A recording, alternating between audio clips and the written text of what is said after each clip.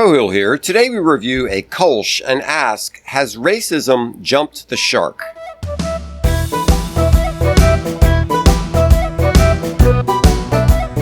Good evening, Pigweed. How's it going? All right. How about some beer and conversation? That's a great idea. What do we order? This is a Kölsch with a twist. Kölsch with a twist. Okay, that's great. I love that style. What's on your mind? Well, you've heard of Batya Ungar? I have. Yeah, she's a woman commentator on I forget what network, and there's another name in there, Batya Ungar something, which I'm forgetting. And somebody asked her what was it that's sort of turning her in a conservative direction. And she said it was the first time that I read this study, this Harvard study, about how white people talk down to black people. And she said, we got them now. She was a liberal before. She said, we got them now. Here's a study. So it's all white people?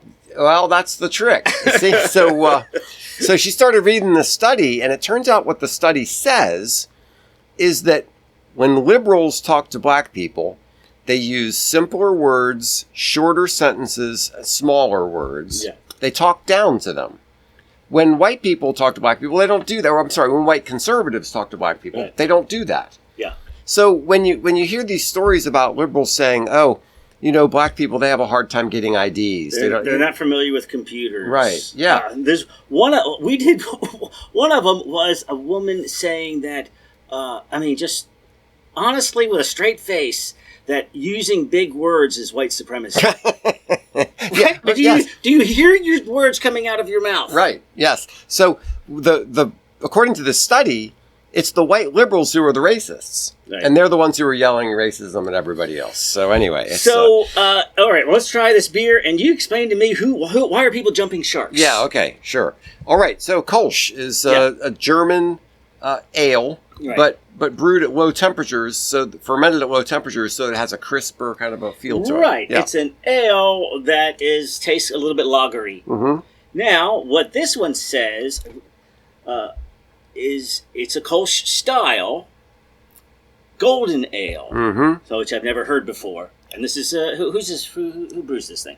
So these are these boys down in Virginia, almost to North Carolina. Right. It's Danville Ballad Brewing. Ballad Brewing, okay. I don't know them. And so the golden part that they're talking about is what? It's from honey, apparently. Yes. Yeah. So it's interesting because I expect a Kölsch to be a little sharper than this. This one is a little less on that crisp side. Yeah. But maybe it comes from the honey, because my experience with honey is that it just makes your beer boozy and dry. Yeah. So how do you get an actual? This is. I'm tasting it. I'm tasting a little bit of honey. Yeah. I think they have to put it in at the very end. After the fermentation is done, they stick in some honey. Okay. Because you're right. Because if it stays in there during fermentation, you'll just eat it. The yeast will eat it up, and there isn't a whole much left. Wow, I'm tasting it. Yeah, it's good. It. Yeah, it's very good. I'm sure the people in Cologne, Germany, would not approve. That's right. They would say no. Violated the style. But that's what Americans do. We take pizza and we stick peanut butter on it and stuff, and then people say, "Come on, you can't do that." You violated the rules of pizza. The rules, exactly. Yeah. This is America. This is America. We do what we want.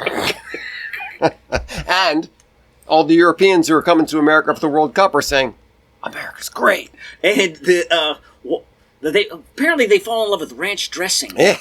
Yes, they want to take a bunch of it home. And look, I said, I put ranch dressing on pizza. It was fantastic. I've never thought of that, but thought of it. Yeah. I might try it. There you go. I do like it on my fries.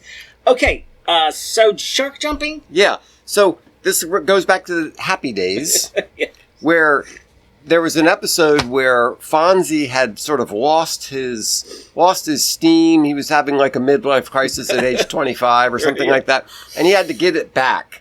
So he decided he was going to do a jump over a pool full of sharks. Now, keep in mind, this is like the 8th season or something, right? I mean, this is very late, and this is the end of the show, and they're trying to revive it and keep something, just like Fonzie is. Yeah, right? And it came to mean when you've jumped the shark, it just means that you're done. You've exhausted your creative. Yes, and you're just grasping for straws. That's right.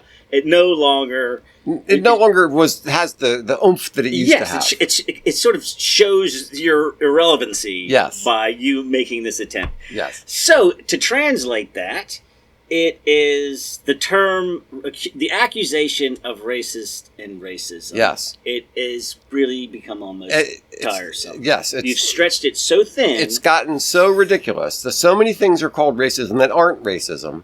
And it's used so frequently that nowadays it just, it doesn't really mean anything anymore. So, again, I share with you this thing from this French, I don't know if he's a philosopher or just a student of philosophy, but Breuil le Programme. Oh, how's that pronunciation? I couldn't tell you. So this is, of course, translated from French. Yes. It says, one must have the honesty to recognize the stroke of genius from the left, because it is one. The greatest rhetorical heist of the century boils down to a single word, racist. The stroke of genius is to hijack this moral capital not to protect people, to protect an ideology.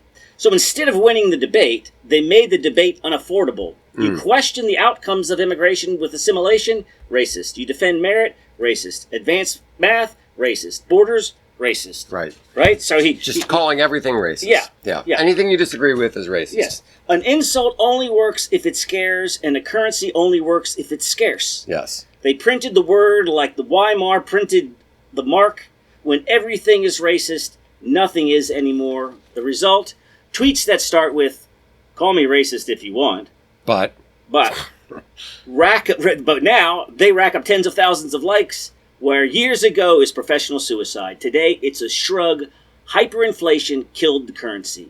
Stripped of its magic word, the ideology will now have to do what it never knew how to do: win a debate on the facts. Right.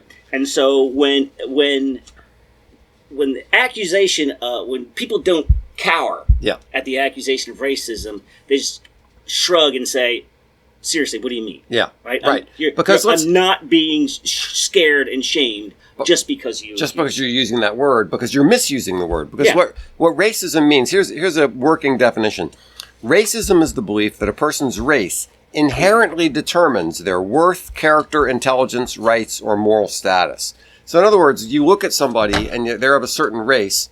Now, we should also say that biologically the concept of race is kind of meaningless. But anyway, you look at someone and you say they're of a certain race.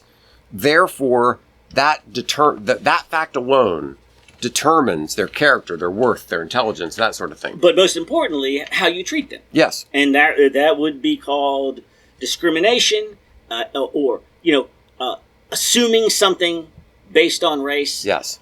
Okay. And that's clearly wrong, and that's and that's why it was why it was addressed a bad word. In 1968. That's right, and that's why it was a bad word, because it's a stupid idea and it's wrong. So that's why the word had the moral currency that it had. But what's happened is it's become so overused that now it's like, come on, the word is a shadow of that. It doesn't. Nowadays, you get called racist if you don't like rap music or something. It's just it's just ridiculous. It's not racist to notice reality. Yes. So when you see it, if you see, here, this takes me to Brandon Gill.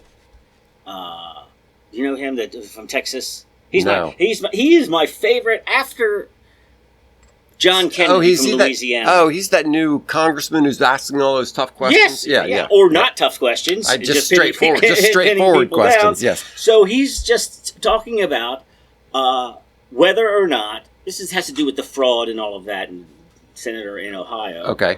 Whether or not has Somali immigration been good for Ohio? Okay. To even ask the question. See, some people would say to even ask the question is racist. Yes. And I love this. I was almost brought. This is a senator, female, grown adult, right, and political person. Yeah. I was almost brought to tears just now because of the level of hateful rhetoric.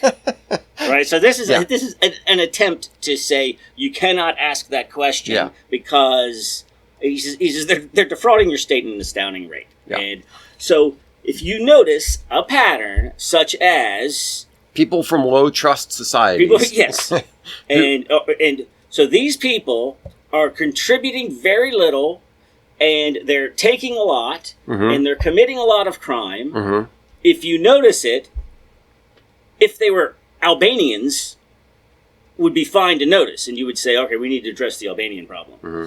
But if you're Somali, well, then you have the double. You get 2 points, right? You get Muslim and black, right? And then or Nilhan Omar, she gets 3. So yeah, the problem there is if you notice that Somalis in particular have been abusing the system because they come from a culture where that's kind of common. And they come from a low trust culture where the idea is like, if you can get away with something, then by all means get away with it. And then they come to America and they behave that way. And then you notice it, that somehow that's racist, but that it's a total misapplication of the word racist. That's not racist in any way.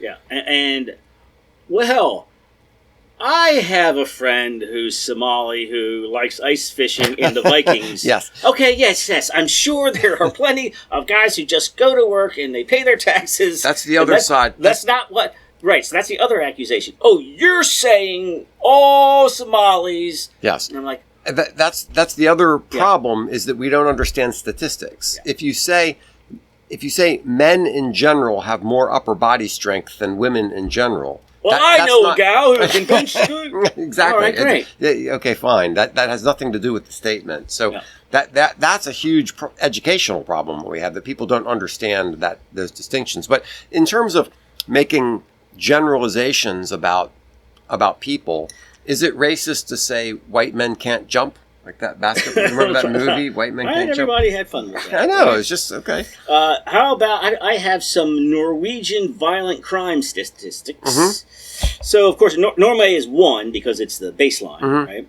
And then you see they're in Norway, the French and the Germans and the Vietnamese are actually lower than the Norwegians. Okay.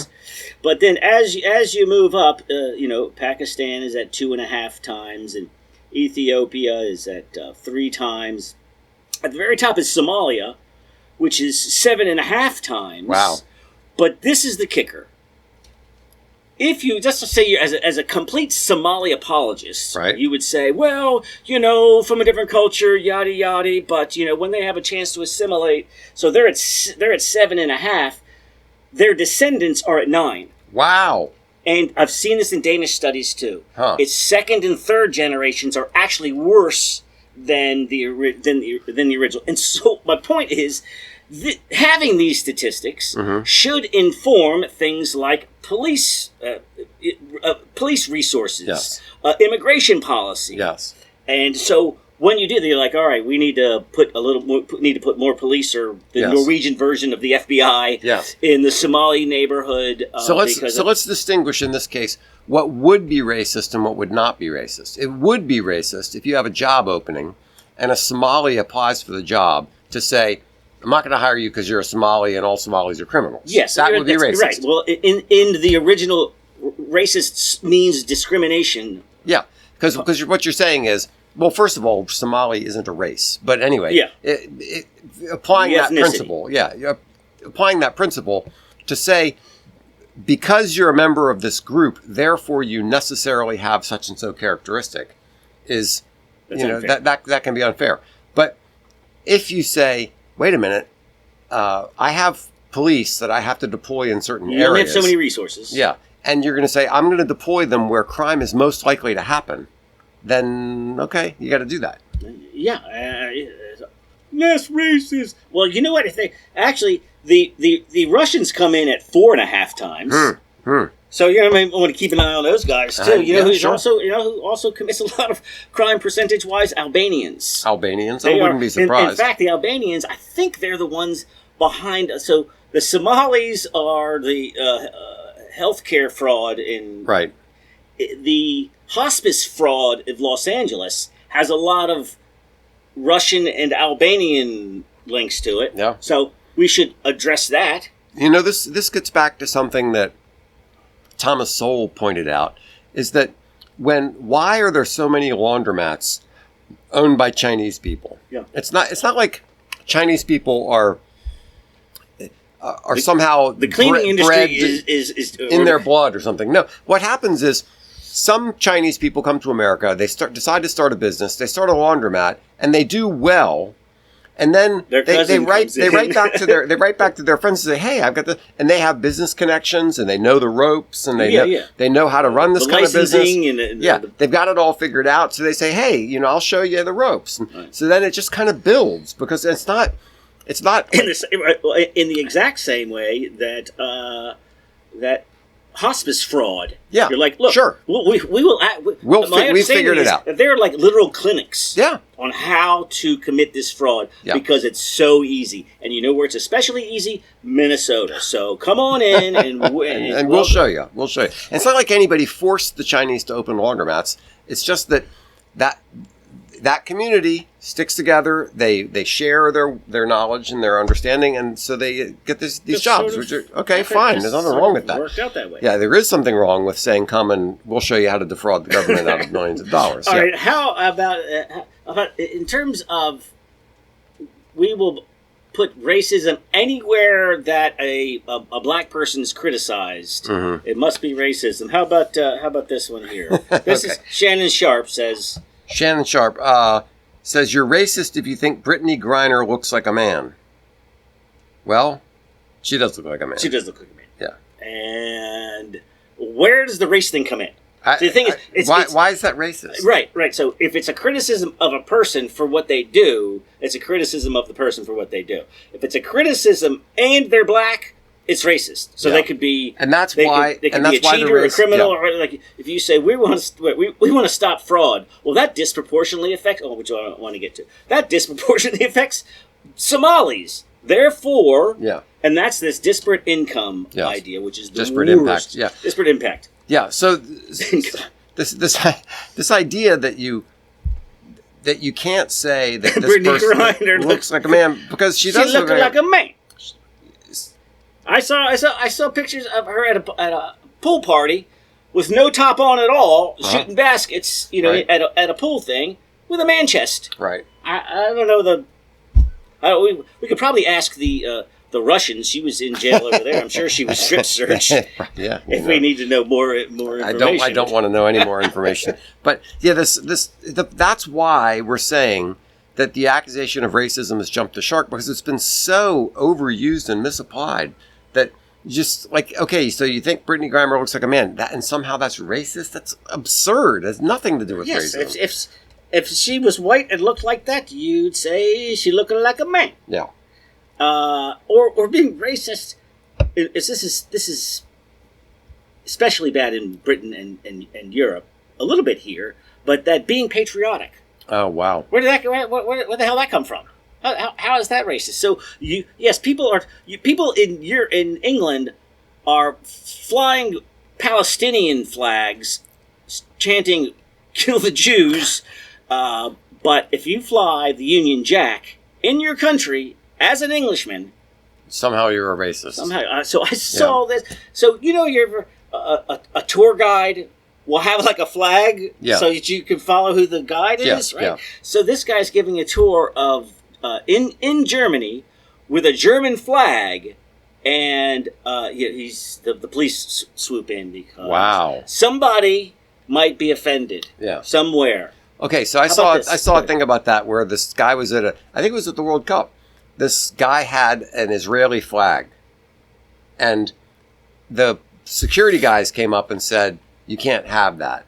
And the guy with the Israeli flag turned and looked straight at somebody with a Palestinian flag and said, "How come he can have that flag and I can't have this flag? Right. Like, why is this flag offensive and that flag is not?" Right. And which is a good question. Did they resolve it or what? No, it's just it's two-tier justice. I'm sure he got arrested and got in all kinds of trouble or got kicked out or whatever it is. But so the thing with the Union Jack and the thing with the German flag is people are saying, if you're trying to support England is for the English and not for all these immigrants, oh, you're just saying that because of race. Well, maybe you're saying it for some other reason than because of race. Yeah. Maybe you're saying that you want to keep English culture.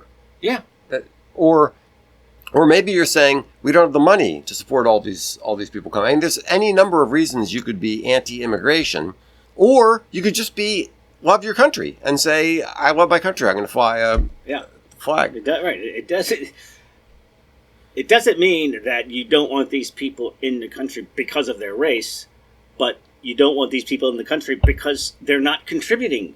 Because they are they're not. Nobody's contributing. That's the trap. Yeah. But that they are disproportionately not contributing. Disproportionately. Yeah. And the fear of being called racist has real consequences. Yes. This fear that people live with. Minnesota is afraid to investigate fraud. Yes. Why? Because they'll be called racist. And And again, like I said, if they were actually Albanians, then nobody would call them that. The English police were afraid of them for 10 years to investigate rape gangs. Yes. You literally would sacrifice your girls because arresting too many Pakistanis would sound racist. Yeah. The fear of being called racist. It is so disgusting. Over. And that's why we're doing this episode, is because the accusation of racism has gone way beyond just being stupid. It's gotten to the point of being dangerous. And the other dangerous part is judges going, there are too many black men in jail. Mm-hmm. Therefore, this guy who's clearly a threat, we're going to let him out. We're going to let him out because I don't, I want to balance out the numbers a little bit better. Yeah. So, exactly. So the fear of being called racist results in stuff that's worse, far worse. So imagine the situation where judges are evaluated by the racial composition of the people that they send to jail, okay? And they say, you're sending disproportionately too many of these and not enough of these. So they start letting off guilty people undercharging and overcharging so that they can get the numbers. I've seen in England and in Germany, a rapist served less time than a person complaining about the rapist online. Wow. It's all and all these to preserve community harmony or something like that. And all these injustices are happening because of the overuse of the word racism. Because of the fear of the power of the word. Yes. And we have to be done with it. We just have to be done with it. And then because its original racism / discrimination is gone. Yeah. Then now you have to keep inventing new forms. Yes. So you get implicit bias, microaggressions, unconscious racism, systemic racism. Like it's built into the system of buses or something like that. Right. That you could always find a new way. And when the person has clearly never said or done anything racist, the white person, they don't realize it, and don't worry about it. I know you don't think you have, but trust me, you have, and you are. Without doing anything, saying anything, or any behavior at all, it's in your bones. It's unconscious. You don't even know. You don't even know. You don't even know that you have it, but I know you have it. I can't point out any instances. Yeah, exactly. I can't prove it. It just is in there because I affirm that. Yeah. It's gone beyond being dumb to being dangerous, and it has to end. That's a good point. And so my favorite meme, which is here in the show art, is a picture of a woman doing CPR to resuscitate a person. Mm-hmm. The victim's name is racism. The resuscitator is Democrats. And what is she saying? Don't you die on me, you bastard! We still need to use you. Yeah, and so this is another Thomas Sowell. Yeah, and this gets to what I've been told by many people who travel internationally, is that the United States is the least racist nation around. And even Pew study research type stuff. Right. Other countries are way more racist than we are, but we're so obsessed with it, and we're always racism. Yeah, go to China, go to Bulgaria, go to right. They're totally racist. Go to Saudi Arabia. Yeah. Kidding me? Yeah. So the United States is perhaps the least racist country in the world, but the one that obsesses the most. Yes, one of the I like that meme. The other meme I like is the guide to the liberal argument, which is everything I don't like is racist. So, right. so that's how you get voter ID is racist, which also goes back to your original point, which is it's just demeaning, and Jim Crow 2.0 and. Jim Eagle, according to the... You're just trying to label anything that you don't like as racist because we've had 40 years of they don't want to currency. Give up, but they don't want to give up on the grift. I mean, you have somebody like Jesse Jackson who made a fortune for himself going around accusing people of racism. It was like a shakedown. You go to some country. You go to somewhere. This is my favorite. This is my favorite. There weren't. This is 30 years ago. There weren't enough black catchers in the MLB. Okay. So he showed up to make a stink, and basically it comes down to. We'll stop making a stink if you contribute this amount of money to the Rainbow Coalition, right, which was his original thing. It's a total shakedown. That's how he made his fortune. So, and that's the kind of it's the demand for racism far exceeds the supply. Right. So what they need to do is like the SPLC, they need to make up. They need to actually pay for racism. Yeah, they pay for it. Invest to make more of it so that they can fundraise on it. Right, and that's where you get all the hoaxes. And now, my initial response is just like when somebody's being charged with racism, I'm like, oh God, I roll.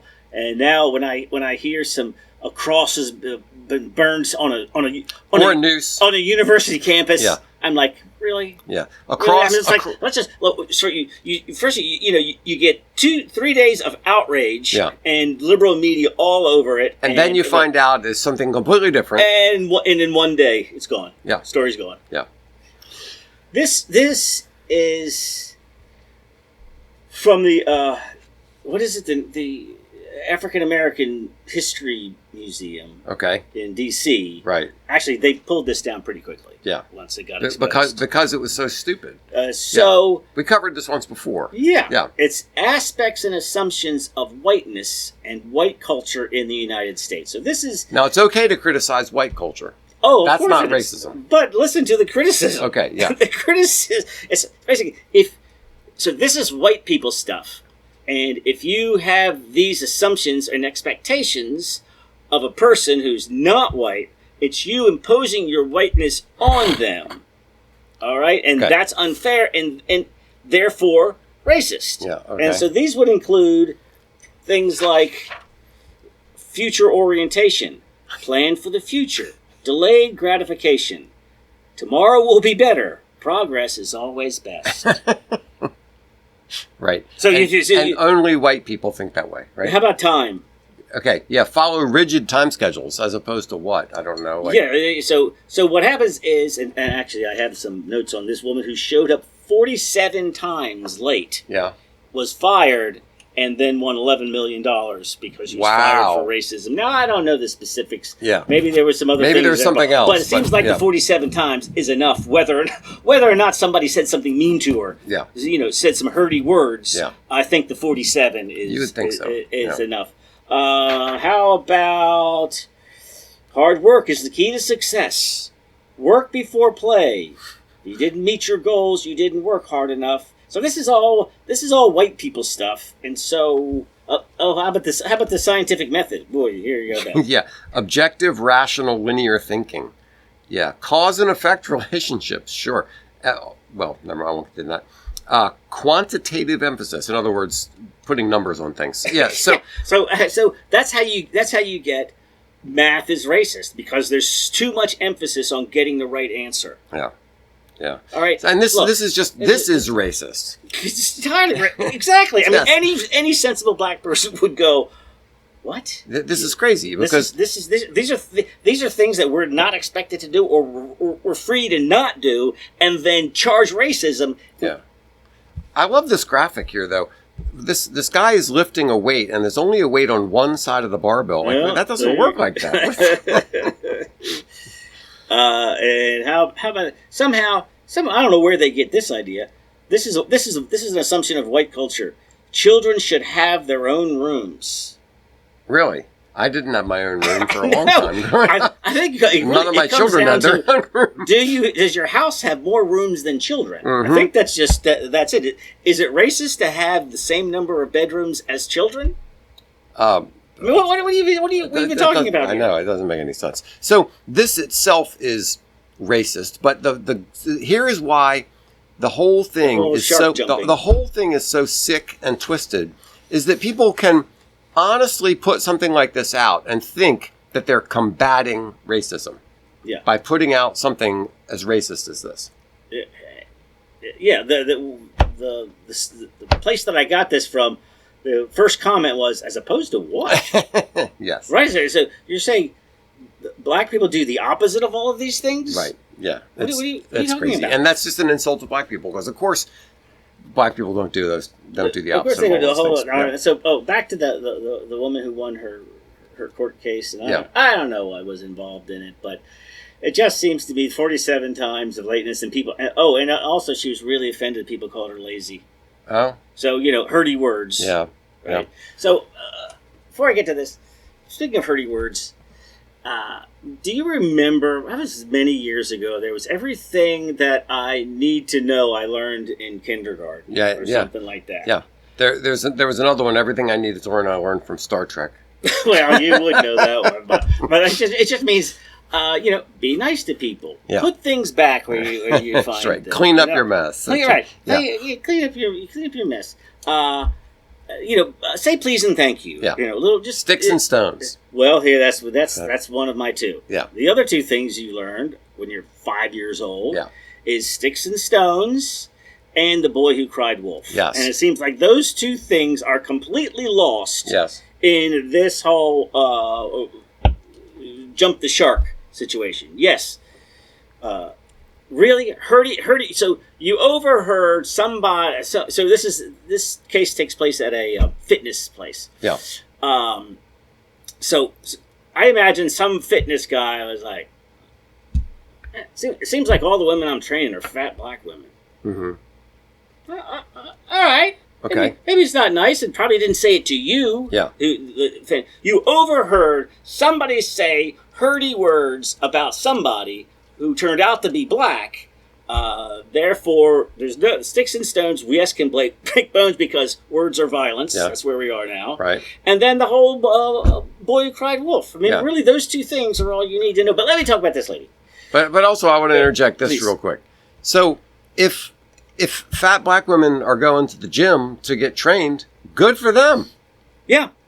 I mean, maybe in a way. And if one of the trainers was really hoping to train nothing but hotties, he's kind of stupid. Yeah, and it's probably not how it's going to work. Right. And usually it's the people who are overweight who do that. Good for them. Exactly. They're thinking about the future. They're thinking about cause and effect. That's racist. I know. Good grief. Yeah. All right. So my real problem with the woman who won this $11 million.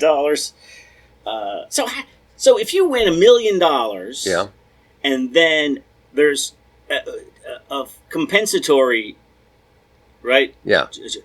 And then there's $10 million of punitive, right? But you get all the money. Yeah. Well, why even divide it up like that? Just like to make a statement, like, then the money is like we're just telling. Well, because the compensatory would have to be proven that you suffered some amount of harm. The punitive, that's just. We're sticking it to you. It doesn't have to be related to. So but I would like the punitive money to go somewhere else. I don't know. Like the punitive goes to whatever. Goes to some charity. Some charity of some kind. Because the punitive. If the point is just to punish them. Then why does this person? Why does this person who really only suffered $1 million worth of damage? Yeah, that's a good question. And then they also and then in the end, the lost wages came in. It was $16,000. Okay. Which I think the whole thing probably should have been the $16,000, not the $11 million. Yeah. Anyway, here's the real problem. Robin Europe. Okay. Is her name? Kind of an interesting name. R-O with an umlaut. Okay. Bynn. Yeah. So either her name is Ruben, mm-hmm. and she wants everyone who sees that to know how to pronounce the umlaut. Okay. Or she wants to be asked, correct every person who says it, or most likely, she just thinks it makes her look cool and special. I would say I could have saved this company so much money. When you see that on the resume, don't hire them. It goes right in the trash can. Because but that's clearly, no, you haven't even seen her yet. You're just looking at the resume, and I'm going right into the circular file. This person's going to be trouble. This is trouble right here because what are you doing? What is this? Ruben. It's not Ruben. It's Robin. But you just thought it looked cool. You're just announcing that you're going to be trouble. Yes, and you're going to aggravate every time you spell your name. You go, oh, don't forget the umlaut. What's the umlaut? And then you explain. And how do you do that on every Windows? Single time? Yeah. What's the keystroke to put an umlaut on top of a note? Yeah. It's a pain. All right. So I guess can I sum up?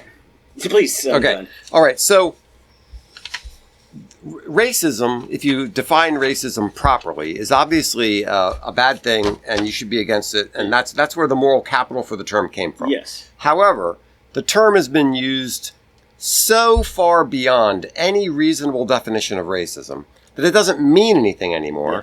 And that's become so obvious that people are just done with it. It's jumped the shark. People are sick. People are sick of the accusation. When somebody says, "Oh, that's racist," everybody goes, "Yeah, so what? Or Everything's racist." Yeah. If they're still cowed by the term, then you just need to go. We just collectively we need to say, "I just don't care." Yeah. Please win this on the facts. Yes. All right. Now wait. I got one more thing. Yeah. Please. So Raven, a regular listener, listened to our Saul Alinsky show. Okay. And said, "Well, I got to take a." Raven usually likes our shows, but she said, "You got some things wrong about Saul Alinsky." All right. Okay. She said she went out and got Saul Alinsky's book years ago, and there were a couple things about it. The first one, she said there was a dedication to Lucifer in the book, and that's rough. And so she asked AI. This was a little sideways. She asked AI about this. Was there a dedication to Lucifer? And the AI, I think she was using ChatGPT, said, "Oh no, people just imagined that." Blah blah blah. I went and looked up. Effect. I went and looked up a online copy of the book, and there it is, right there. Yeah. There's a very very clear quote praising Lucifer as the first rebel. Okay, so there's that. But then also she said the book is just vile. The tactics, the tactics that we went through kind of the top level. You're saying that we were soft on Saul? Yes. Oh gosh, I thought she was taking us to task. She says we were soft on. Okay. Because the book is actually vile and recommends things like there's going to be a symphony one night, so you buy 100 tickets, and you get all your 100 people together to go to the symphony. And you feed them a whole bunch of baked beans beforehand, so you have a big fart in the symphony. This is his idea of political disruption. Yeah, just the idea of disrupting things. I think we were too kind. So his top line tactics may have some value to them, but it got to a crude, rude, ridiculous level. And he's a lousy person. Yes. Yeah. And also the idols of both Barack Obama and Hillary Clinton. Yeah. So there we go. Thank you, Raven. All right. Cheers.